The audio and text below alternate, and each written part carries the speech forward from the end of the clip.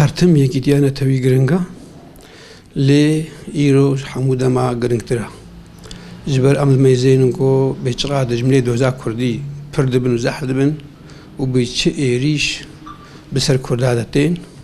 nexwasin piştî dagirkirina Efrînê û Girêspî û Serêkaniyê. Li wir vêja Jeneral Mezlûm Kobanê destpêşxêriyek pêşkêş kir ji bo yekîtiya Kurdî ew destpêşxêrî em gelek pîroz dibînin û cihê şanaziyê û cihê kêfxweşiyê de bû li cem miletê me تایبەت li cem gerê me welatparêz. Li wir me dît gelek alî gelek hesayet gelek rûşenbîr çûne serdana Jeneral Mezlûm û kêfxweşiya xwe jê dana xuya kirin û spasiyavî kirin. Di nav gelê Kurd de weke di nav hemû gela de milet di nav milet da beşek heye bercewendiyê wana nebî yekîtiya netewî re ne û beşek heye dilsozê doza xwe ne û jêre dikin. îro di Rojava de jî wilo çêt bê. Rojava de jî me dît gelek partiyê me jî û gelek roşenbîrê me jî kêfxweş bin ji vê yekîtiya hare û berpê hatin û li benda heva li Jeneral Mezlûmin dema gobakê kongerekî taybet bi Rojava û lê bicivin û vê yekîtiya hinê pêk bênin. Mixabin em li meyzên alîkekî dî heya êgo xwe nabîne vê yekîtiya hara berpêka dêber û mehna dike ji bo ev yekîtî neçî serî. Niha weke îro ev yekîtî ha germ bû nama de ev proja Jeneral Mezlûm nama de germ bûye. Yekîtiya me ya Rûşenbîra jî pêşwaziya wê kir bi dilekî germ û bi xebatekê û partîna me ya Kurd jî nexwasin partiya Rêveberiya Xweser da û Partiya Yekîtiya Dîmokrat El Wehdê û Partiya Pêşverû jî pêşwaziya vê yekîtiya hinê kirin û beşek ji enekesê jî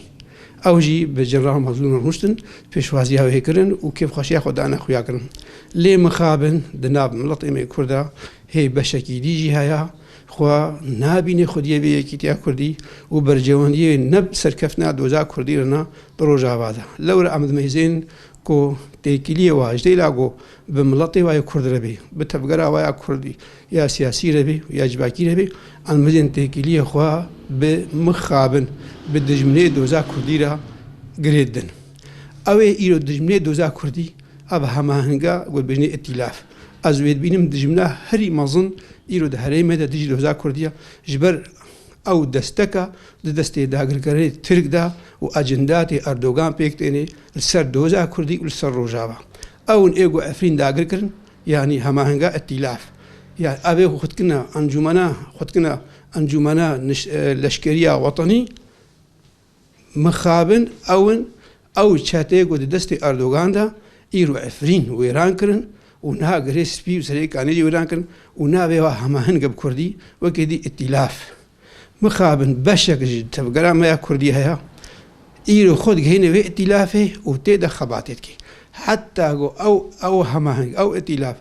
dijminê xwiyaya jî doza Kurdî. Em nerînê wa dibînin em gotinê wa dibînin got Kurda têxine boyaxçî, Kurda têxine Qaraçî û Muxtarib û ji xeynî wa gotina tenê jî namusa Kurda bin pê dikin mal û zeviyên wa û xanî wa wêran dikin û xaka wa dagir dikin û ecendatê Erdogan pêk tên mixabin ev beşê me heyî yê got xwedikê ji tevgera Kurd diçe ware dûne û îro jî ji ber xatirê got ev destpêşxêriya Jeneral Mezlûm pûç herê dîsa tirkaba kira beşekî ji wana em gelek xemgînin cihê wa ne ew dere. Cihê wa gerek bi tevgera xwe ya Kurdî rûnin cihê wa Qamişloya cihê wa Hewlêra cihê wa ne Enqera û Îstanbûla cihê wa ne Esîtanaya ji ber Enqera û Îstanbûl Esîtana dijminê Kurdan e. Ev di meyzên ji dêla got destpêşxêriya Jeneral Mezlûm pêk bên û bi îro rûnin berê xwe dana Enqera mixabin serbanga rejîma Tirk îro li Tirkiyan e. Em weke Rûşenbîr banga me ji wara